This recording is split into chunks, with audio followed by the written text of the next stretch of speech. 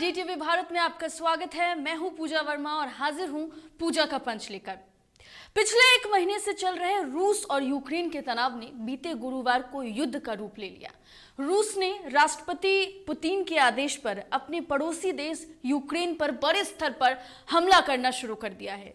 दोनों देशों के बीच बनी स्थिति ने अन्य देशों की भी चिंता बढ़ा दी है। इस जंग को घातक मानने का एक और कारण यह भी है कि पहली बार दूसरे विश्व युद्ध के बाद कोई इतना बड़ा हमला हो रहा है और इन सब के बीच भारत की चिंता अब इस बात को लेकर बढ़ गई है कि भारतीय नागरिकों को यूक्रेन से वापस कैसे लाया जाए। इसी कवायद में लगातार प्रधानमंत्री नरेंद्र मोदी बैठक कर रहे हैं और कोशिश कर रहे हैं कि वॉर जोन से वतन वापसी कैसे हो।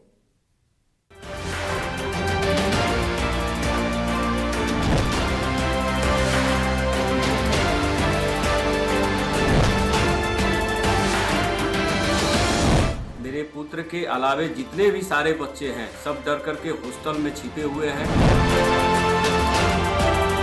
पर मेरी पीएम मोदी जी से यही गुजारिश है और जो हमारे रक्षा मंत्री हैं कि यहाँ के बच्चों को जल्दी से जल्दी निकाला जाए।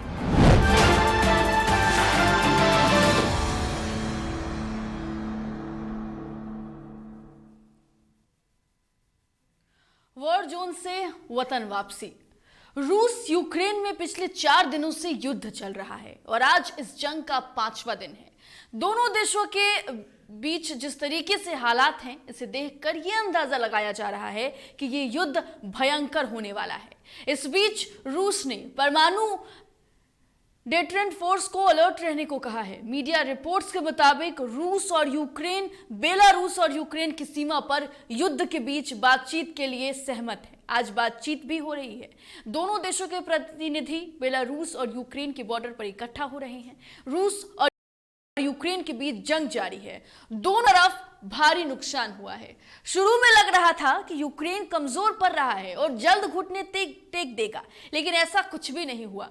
यूक्रेन की तरफ से भी रूस को भारी नुकसान उठाना जो है वो पड़ रहा है और ये दावे भी लगातार किए जा रहे हैं कि यूक्रेन हर संभव कोशिश कर रहा है डटकर मुकाबला करने का। यूक्रेन का तो यहां तक कहना है कि उनसे रूस के 3500 सैनिक मार गिराए हैं। ताजा खबर यह है कि यूक्रेन और रूस के बीच बातचीत से यह मामला सुलझाने के रास्ते खुल गए हैं। यूक्रेन ने बेलारूस में रूसी प्रतिनिधियों के साथ बातचीत पर सहमति जताई है और अपना एक प्रतिनिधि मंडल बेलारूस भेजा है। रूस ने पहले ही अपना प्रतिनिधि मंडल वहां भेज दिया था। हालांकि यूक्रेन के राष्ट्रपति जेलेंस्की चाहते हैं कि ये वार्ता किसी वारस इस्तांबुल और बाकू में हो और इसीलिए पहले उन्होंने वार्ता में शामिल होने से इनकार कर दिया था। रूस और यूक्रेन के बीच जंग थमेगा या नहीं, इस पर आज फैसला हो सकता है। चर्चा हो रही है। दरअसल बेलारूस में रूस यूक्रेन के बीच आज बातचीत होने वाली है। देखिए ये बातचीत दोपहर 3:30 बजे से शुरू हो चुकी।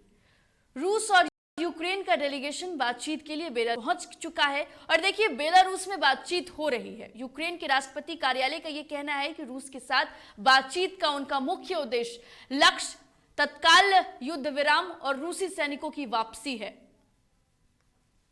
बेलारूस से विदेश मंत्रालय ने एक फोटो ट्वीट कर जानकारी भी दी कि रूस यूक्रेन की मॉनिटरिंग करवाने के लिए मंच को तैयार किया जा चुका है और कई सारे डेलीगेशन जो हैं वो बातचीत करेंगे। देखिए अगर हम यूक्रेन की बात करें तो यूक्रेन ने यह दावा किया है कि रूसी हमले में अब तक 116 बच्चे समेत 1684 लोग घायल हुए हैं। हालांकि मंत्रालय ने अब तक मारे गए सैनिकों के बारे में कोई जानकारी नहीं दी है। दूसरी तरफ रूस का यह दावा है कि वो सिर्फ यूक्रेन के सैन्य संस्थानों को टारगेट कर रहे हैं। इन हमलों से यूक्रेन की जनता को कोई खतरा नहीं है।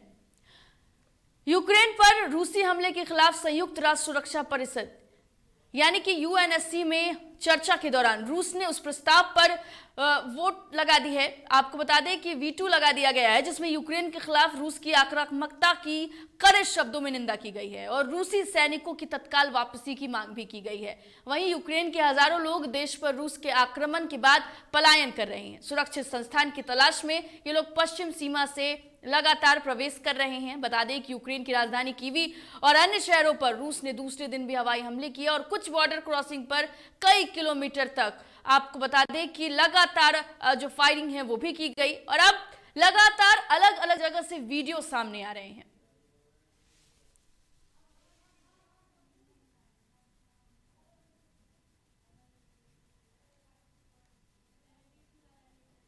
तो देखिए लगातार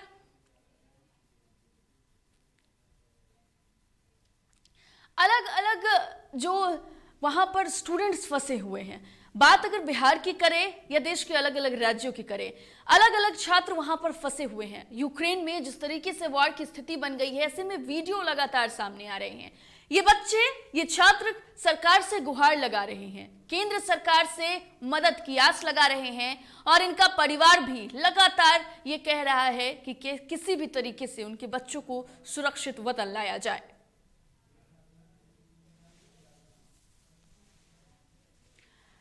दरअसल यूक्रेन में फंसे हुए छात्रों की वापसी की मांग आरा का एक परिवार भी कर रहा है। इनके बच्चे भी यूक्रेन में पढ़ रहे हैं और लगातार इनकी मांग है कि इनके बच्चों को सकुशल वापस बिहार बुला लिया जाए। पूजा कर रहे हैं, मांग रहे हैं कि मेरा जो पोता है वहाँ ब्रिन में, वहाँ से अच्छा से चले आए, पढ़ने गए हैं। ये सब हमला सुन करके हम लोग को बहुत कष्ट पहुँचा है। माँ हमको सब कल्याण करे कि हमारे आगे में चले आए हमारा पोता। हम यह मानता मांग रहे हैं कि जैसे पढ़ने गए हैं फिर सब शांत हो जाएगा तो फिर यहाँ से जाएगा।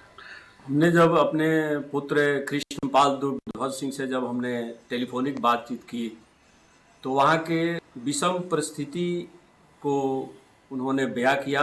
उन्होंने बयान दिया कि यहाँ पर काफ़ी विषम परिस्थिति है और काफ़ी मेरे पुत्र के अलावे जितने भी सारे बच्चे हैं सब डर करके हॉस्टल में छिपे हुए हैं और बहुत मुश्किल से अपने ज़रूरी सामान के लिए अगर कहीं बाहर जा रहे हैं तो डरते हुए जा रहे हैं। मेरा नाम शुभम सम्राट है। मैं भागलपुर बिहार से रहने वाला हूँ। मेरी माँ का नाम सरिता कुमारी, पिताजी का नाम मनोज कुमार सिंह है। मैं यहाँ यूक्रेन में MBBS की पढ़ाई कर रहा हूँ। MBBS की पढ़ाई कर रहा हूँ और मेरे यूनिवर्सिटी का नाम टर्नोपिल नेशनल मेडिकल यूनिवर्सिटी है। पिछले कुछ दिनों से रसिया और यूक्रेन के विवाद के कारण डर था वॉर होने का, पर हम लोग यहाँ अपनी पढ़ाई कर रहे थे क्योंकि क्लासेस ऑफलाइन थी। ये तो कुछ बिहार के छात्र थे जो यूक्रेन में फंसे हुए हैं और मदद की आस कर रहे हैं। वहीं यूपी के भी कई छात्रों ने सरकार से वतन वापसी की गुहार लगाई। लगातार वो कहते हुए नजर आए कि वहां पर स्थिति अब बिगड़ती जा रही है, ऐसे में उन्हें डर लग रहा है, जान का खतरा है और सरकार से वापसी की गुहार लगाते नजर आए। तो यूक्रेन में अभी भी काफी जो भारतीय छात्र हैं वो फंसे हुए हैं, लगातार वीडियो जारी कर रहे हैं, मांग कर रहे हैं कि किसी भी तरह जल्द से जल्द उन्हें वापस बुलाया जाए क्योंकि उनकी जान को खतरा है। यूक्रेन में लगातार वॉर की स्थिति बनी हुई है और लगातार रशिया यूक्रेन पर हमला कर रहा है, ऐसे में भारतीय छात्र परेशान हैं। तो देखिए यूक्रेन में अभी भी काफी भारतीय छात्र फंसे हुए हैं, वहां से काफी विचलित करने वाली तस्वीरें भी लगातार सामने आ रही हैं, जिसको लेकर छात्रों के घर वाले जो हैं वो विचलित हैं। अब ऐसे में भारतीय किसान यूनियन ने प्रधानमंत्री नरेंद्र मोदी से यूक्रेन में फंसे सभी छात्रों को सकुशल लाने की मांग की है, जिसको लेकर ग्रेटर नोएडा में आपको बता दें कि SDM को प्रधानमंत्री के नाम एक ज्ञापन सौंपा गया है। भारतीय किसान यूनियन ने सरकार से कहा है कि वो बच्चों को लाने में वोट तलाश ना करे। यूक्रेन में फंसे भारतीय छात्रों को लेकर आज भारतीय किसान यूनियन के कार्यकर्ता आपको बता दें कि सूरजपुर स्थित जिला कलेक्ट्रेट पहुंचे। कलेक्ट्रेट पर उन्होंने SDM को प्रधानमंत्री के नाम ज्ञापन सौंपा है और जल्द से जल्द सभी छात्रों के सकुशल भारत वापस लाने की मांग की है। इस दौरान भारतीय किसान यूनियन के प्रदेश प्रवक्ता ने सरकार पर भी जमकर निशाना साधा और बच्चों के नाम पर राजनीति न करने की बात कही।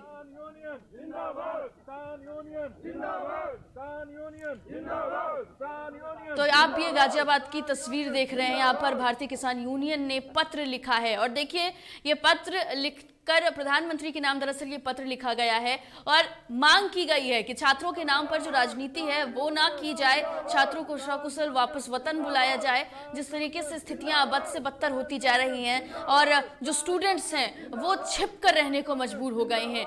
स्टूडेंट्स की ऐसी ऐसी तस्वीरें अब सामने आ रही हैं जो विचलित कर रही हैं। यूक्रेन में स्थिति जैसी बनी हुई है, तस्वीरें देखकर लोग डरे हुए हैं, सहमे हुए हैं। यहाँ जो भारत में जिनके बच्चे यूक्रेन में पढ़ाई कर रहे हैं उनके परिवार वाले यहाँ पर परेशान हैं, मदद की गुहार लगा रहे हैं, मदद की आस में सरकार की तरफ देख रहे हैं। ऐसे में जल्द से जल्द वतन वापसी को लेकर तमाम जो पार्टी है उनके भी तरफ से सरकार से गुहार लगाई जा रही है और ये अपील की जा रही है कि बच्चों को बुलाया जाए। वहीं भारतीय किसान यूनियन ने भी पत्र लिखा है, इस पर राजनीति न करने की बात उन्होंने कही है और कहा है कि जल्द से जल्द बच्चों को वापस बुलाया जाए।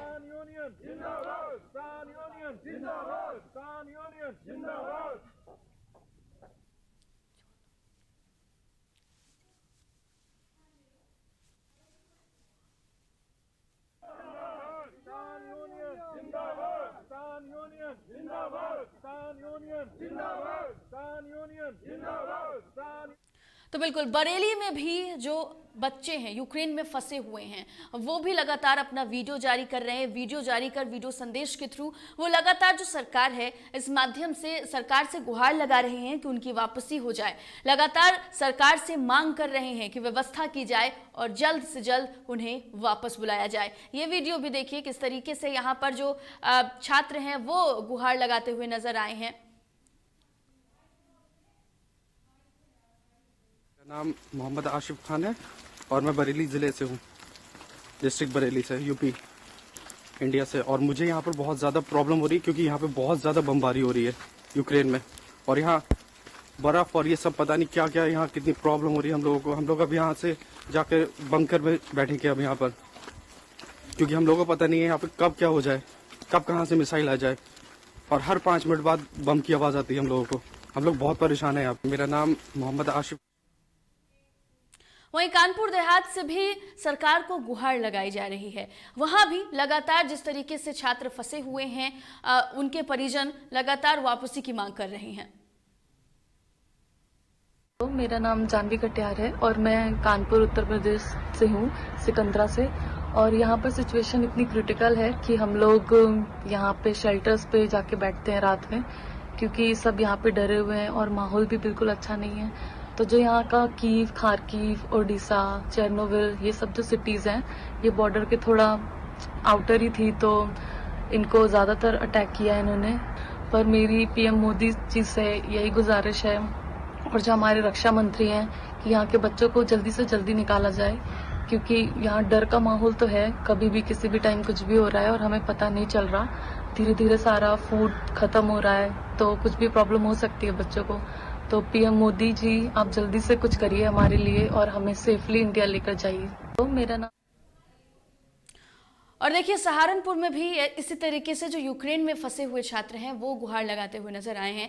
उनके परिजन भी लगातार गुहार लगा रहे हैं। दरअसल ये सहारनपुर की तस्वीर आप देख रहे हैं। यहाँ पर यूक्रेन में फंसे छात्रों के जो अभिभावक हैं, जो उनके पेरेंट्स हैं, गार्जियन हैं, वो लगातार मुलाकात कर रहे हैं अधिकारियों से और किसी तरीके से व्यवस्था की जाए ताकि उनके बच्चे वापस आ सकें। इसको लेकर के लगातार ज्ञापन सौंपा जा रहा है, पत्र सौंपा जा रहा है, परिजन लगातार गुहार लगा रहे हैं ताकि सहारनपुर की ये तस्वीर आप देख रहे हैं। दरअसल ये परिजन हैं जो कार्यालय पहुंचे हैं, डीएम कार्यालय, और यहां पर उन्होंने ज्ञापन सौंपा है और जल्द से जल्द अपने बच्चों को वापस लाने की गुहार लगाई है।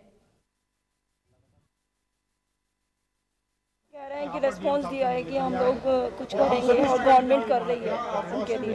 किराया बढ़ाएगी उसके लिए क्या चाहते हैं आप? हम ये चाहते हैं कि वो बच्चे एम्बेसी पहुंच जाए और वहीं से ही उनको यहाँ पर लाया जाए, क्योंकि उनके पास यहाँ पर कोई शेल्टर नहीं है। कल हमने उनसे मांग की है कि एक तो किराया बहुत बढ़ा दिया है, एक तो वो कम कराया जाए और उन्हें सुरक्षित यहाँ पे वापस लिया है। तो डीएम साहब ने हमें आश्वासन दिया है कि उनके लिए हम ट्राई कर रहे हैं और हमारी वहाँ की एम्बेसी जो है लगातार उनके संपर्क। यूक्रेन में जो स्थिति बनी हुई है इसको लेकर लगातार छात्र परेशान हैं, छात्र विचलित हैं और कई ऐसी तस्वीरें भी आ रही हैं जिससे आप अंदाजा लगा रहे होंगे कि संकट अब कितना बढ़ता जा रहा है। हमारे संवाददाता निषेध ठाकुर ने वहां फंसे बच्चों से, वहां फंसे छात्रों से बातचीत की है, वो बातचीत भी आपको दिखाएंगे, लेकिन फिलहाल एक छोटा सा ब्रेक।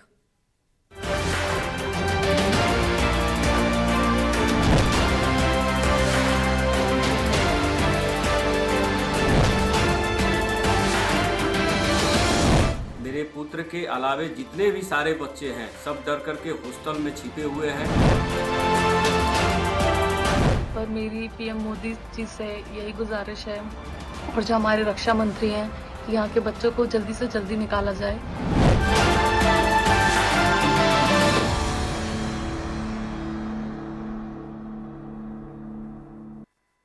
मेरा भी मंत्री के तौर पर 1 साल पूरा हुआ और डी टीवी का भी 1 साल पूरा हुआ है। तो उद्योग विभाग भी तरक्की कर रहा है और डी टीवी भी बहुत तेजी से तरक्की करे, ऐसी शुभकामनाएं। न्यूज चैनल को 1 वर्ष पूरा करने के लिए ढेर सारी शुभकामनाएं। इसी तरह आप निष्पक्ष का के साथ आप जनहित तक के समाचार को बरकरार रखें। ढेर सारी शुभकामनाएं हैं। आने वाले दिनों में दिन दुगना रात चौगुनी आपका चैनल बढ़े और लोगों को जन जन तक के जो उनकी समस्या है, जो उनकी न्यूज़ है, उसको इसी तरह आप रखने का काम करें। मैं बहुत बहुत बधाई, बहुत सारी शुभकामनाएं डीटीवी, उनके ओनर्स, उनके एंकर्स, उनके टेक्नीशियंस, पूरी टीम को बहुत बहुत बधाई, शुभकामनाएं देता हूं। बढ़िया काम कर रहे हैं। जनता की आवाज़ सरकार सत्ताधारी शक्तियों तक आप लोग पहुंचाने का काम कर रहे हैं। आप लोग का प्रचार प्रसार भी बढ़िया चल रहा है। होर्डिंग, बैनर, पोस्टर मैं देख रहा था तो मुझे जानकारी मिली कि साल आप लोग पूरा किए हैं। तो मैं पुनः अपनी तरफ से, अपने पार्टी के तमाम सदस्यों की तरफ से ढेर सारी बधाई, शुभकामनाएं देता हूं। ऐसे ही सही न्यूज़, जनता की आवाज़ शक्तिशाली पदों पर बैठे हुए लोगों तक पहुंचाएं, जनता की आवाज़ को बुलंद करें। मेरी शुभकामनाएं। के लॉन्चिंग के अवसर पर बहुत बहुत शुभकामनाएं देता हूं और उम्मीद करता हूं कि प्रदेश के जो वंचित तबका है उनकी खबरों को हम लोगों के संज्ञान में लाएंगे और सरकार की नीतियों को जनता तक पहुंचाने का काम करेंगे। बहुत बहुत शुभकामनाएं। बहुत बहुत शुभकामना है। डीटीवी भारत जिस हिसाब से 1 साल शानदार काम किए आप लोग, जन समस्याओं को रखे, चौथे खंबे की महत्वपूर्ण भूमिका को आप सफलतापूर्वक निर्वहन किए। मैं आपके और पुनः आपके माध्यम से सभी आपके दर्शक को ढेर सारी शुभकामनाएं देता हूँ।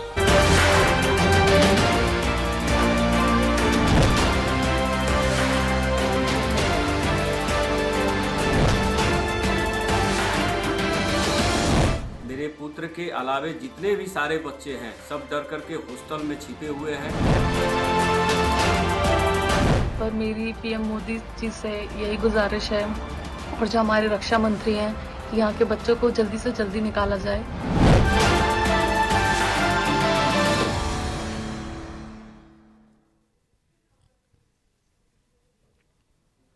ब्रेक के बाद स्वागत है।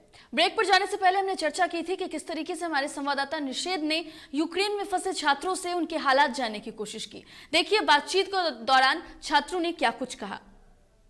इस वक्त हमारे साथ कुछ छात्र जुड़े हुए हैं सीधे यूक्रेन से। सिद्धार्थ हमारे साथ जुड़े हुए हैं। सिद्धार्थ, स्वागत है आपका डीटीवी भारत में। सबसे पहले हम ये जानना चाहेंगे कि वहां पे क्या स्थिति है इस वक्त। Siddharth, good afternoon sir. हाँ सर अभी हम लोग कीव में हैं। यहाँ हम लोग इंडियन एम्बेसी के अंडर हैं। इंडियन एम्बेसी ने हमें एक स्कूल में एकोमोडेट किया है और सर यहाँ पे परसों हम लोग यहाँ, हम लोग का चौथा दिन है, 4th डे है हम लोग का यहाँ। कल तक एम्बेसी हमारे साथ थी सर। आज एम्बेसी ने हमें बोल रखा है कि वो हमारे लिए कुछ नहीं कर सकते हैं। कल शाम में उन्होंने हमें बताया कि हम लोग अपने अकॉर्डिंग कोई जगह ढूंढ ले जहां हम सेफ हो। कल तक तो हमें ये लग रहा था कि हमारे साथ एम्बेसी है, हमारे साथ इंडियन एम्बेसी है, हम ठीक है, हम सेफ जगह पे हैं। लेकिन अब हमें ये महसूस हो रहा है कि हम लोग यहाँ बिल्कुल सेफ नहीं है, क्योंकि एम्बेसी हमें बोल दिया है कि तुम लोग कहीं जगह ढूंढ लो, कोई बंकर ढूंढ लो या फिर कोई मेट्रो स्टेशन ढूंढ लो, वहां चले जाओ। और हम अभी इस हालात में है सर कि हम लोग समझ नहीं पा रहे कि हम क्या करें, या तो ये स्कूल छोड़े या नहीं छोड़े। अभी आपके साथ बिहारी छात्र हैं या फिर कई दूसरे राज्यों के भी छात्र मौजूद हैं? यहाँ पे तो बहुत सारे इंडियंस ही हैं, तकरीबन 250 लोग हैं। लेकिन अभी जो हम बैठे हैं ये हम लोग बिहार से हैं, बाकी और भी बिहारी हैं यहाँ पे। अच्छा, बिहार के कितने छात्र हैं आपके साथ अभी? यहाँ पे बिहार के 20 के आसपास तो होंगे। 20 के आसपास। और जो टोटल संख्या है आपके अलग अलग अगर राज्यों की बात करें तो?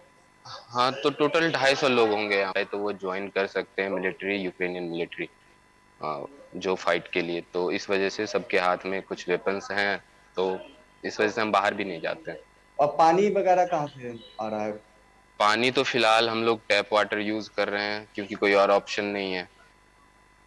अच्छा, चार्जिंग करने में भी आप लोगों को दिक्कतें आ रही हैं? क्योंकि कुछ वीडियोस वहां से आए थे, आप ही लोगों के द्वारा भेजा गया था वो वीडियो, और उसमें चार्जिंग पॉइंट में काफी सारे फोन्स लगे हुए थे। चार्जिंग पॉइंट्स में दिक्कत आ रहे हैं क्योंकि यहाँ पे 3 या 4 केबल्स दिए गए हैं हमें, और उनमें से 250 फोन्स चार्ज करने होते हैं, तो हमें बहुत 10 मिनट 5 मिनट करके आपस में शेयर करके चार्ज करना पड़ता है। ऊपर वाले फ्लोर पे अभी हम लोग स्कूल में रह रहे हैं, बाकी हम लोग नाइट में बंकर्स में शिफ्ट हो जाते हैं। बहुत छोटी सी जगह है, अंधेरी जगह है, उसमें हम लोग बैठे रहते हैं। जहाँ पे आप लोग हैं वो जगह क्या सेफ है? वहाँ पे आप लोग सुरक्षित हैं?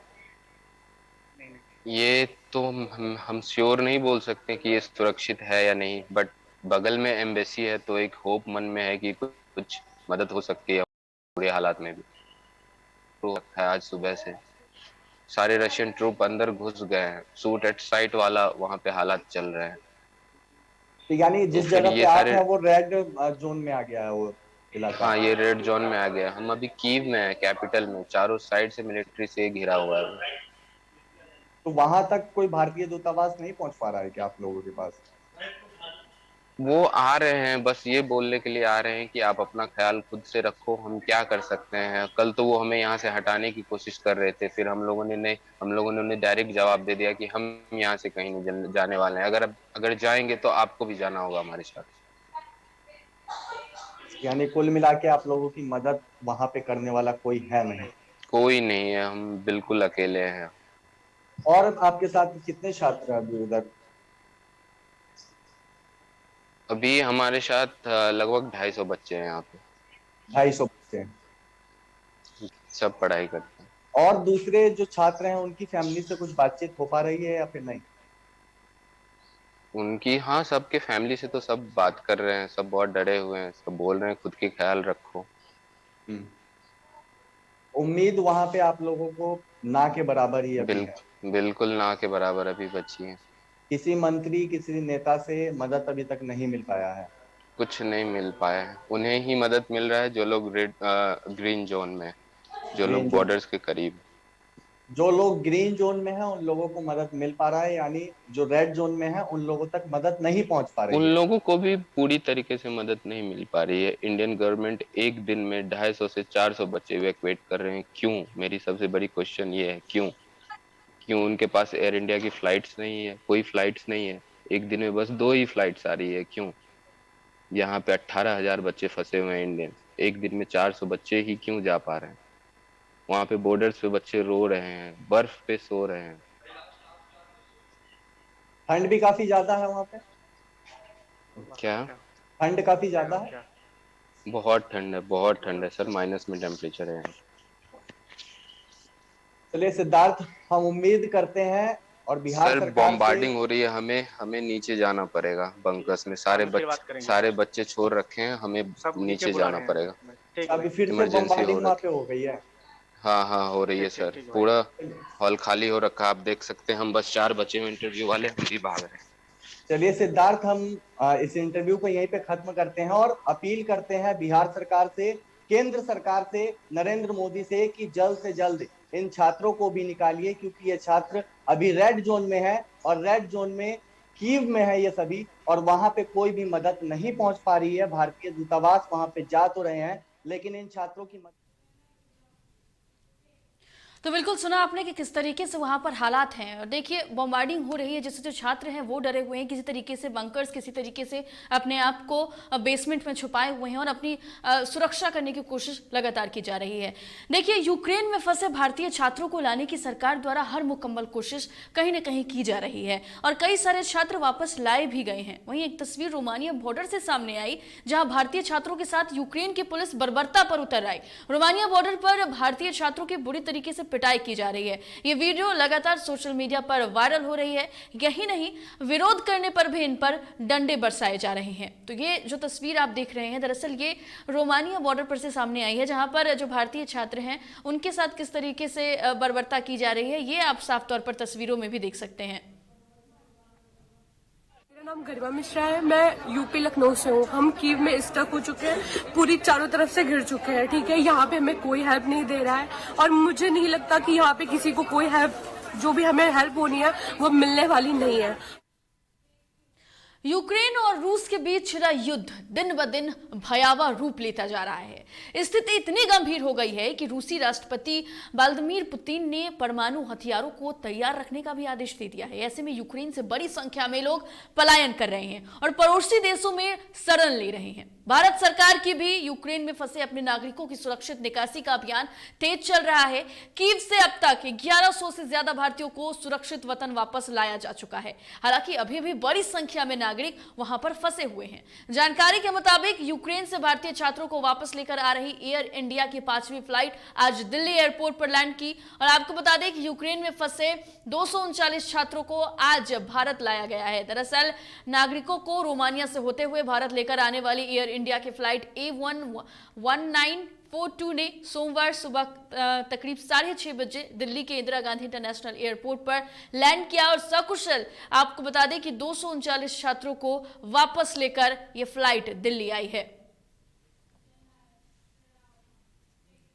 यूक्रेन और रूस के बीच जारी संघर्ष और वहां फंसे भारतीयों को वापस लाने की कवायद के बीच प्रधानमंत्री नरेंद्र मोदी ने रविवार को एक बैठक की थी। देखिए, इस बैठक में उच्च स्तरीय बैठक में वस्तु स्थिति यानी कि क्या हालात हैं, इस पर समीक्षा की गई। इस बैठक में प्रधानमंत्री मोदी के अलावा विदेश मंत्री एस जयशंकर, विदेश सचिव, राष्ट्रीय सुरक्षा सलाहकार अजीत डोभाल और केंद्र सरकार के वरिष्ठ अधिकारी मौजूद रहे। यह बैठक ऐसे समय में हुई जब यूक्रेन के कई हवाई अड्डे जो हैं उन पर हमले रूसी सेना के द्वारा किए गए हैं। साथ ही साथ दक्षिण क्षेत्र में स्थित रणनीतिक बंदरगाहों पर भी नियंत्रण करने का प्रयास लगातार रूस की तरफ से किया जा रहा है। हालांकि शहरों में रूस को यूक्रेन के जबरदस्त प्रतिरोध का सामना करना पड़ रहा है। आपको बता दें कि रूस और यूक्रेन के बीच जारी युद्ध के मद्देनजर पैदा हुई वैश्विक स्थिति को देखते हुए प्रधानमंत्री मोदी ने रूसी राष्ट्रपति व्लादिमीर पुतिन से पिछले दिनों बात भी की थी और हिंसा रोकने और वार्ता आरंभ करने की उन्होंने अपील की थी।